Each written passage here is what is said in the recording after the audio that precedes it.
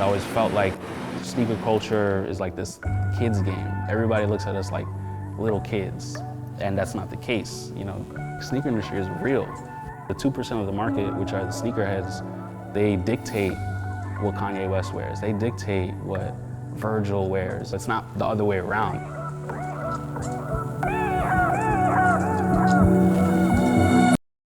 These? They never pop up. Never. These don't pop up either. These used to go for like They seven.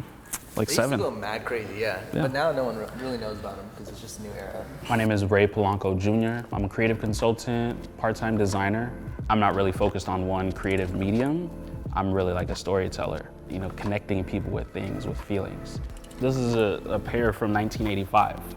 So like this exact shoe didn't get banned from the NBA until Michael Jordan wore it on the court.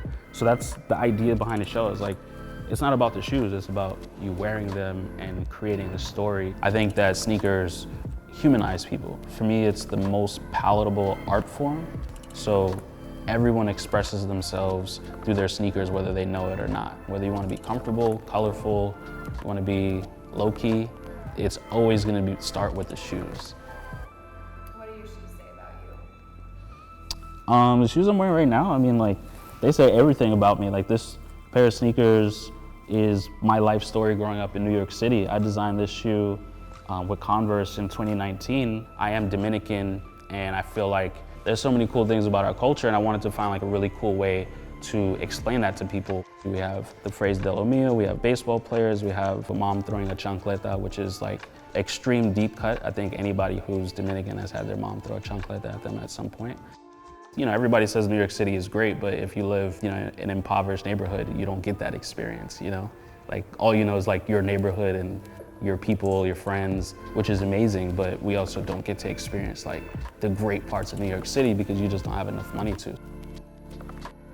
I'm born and raised in New York. I'm forever New York. No one's gonna take that from me, so I can take that anywhere.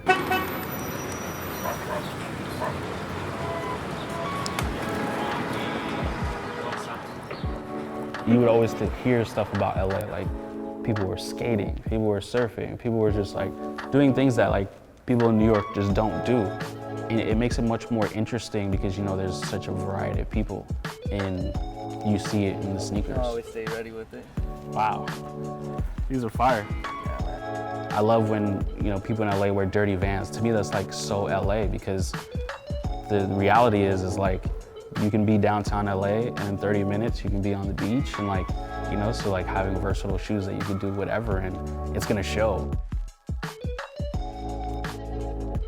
My new show on Caffeine is literally rooted in like this 17-year-old idea that I love wearing sneakers. All of my sneakers I wear, and that's what the show is named after. UNDS is an acronym that simply means lacing up a fresh pair of sneakers. What I love about this platform is that Caffeine allows the audience to be part of the conversation, to be part of the show. I want to pull from what everybody's perspective is and like develop something that's like really cool. That's what I did in my creative career. That's what I've done always, is just like soak up game from everybody.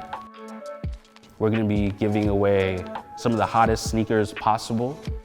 We'll be taking the guests and the viewers around the world to see what sneaker culture actually looks like in different cities. This show is literally just like 17-year-old Ray just like talking to friends and communicating with anybody who would stand in the sneaker line, but we're just doing it on the internet every Thursday at 5 p.m.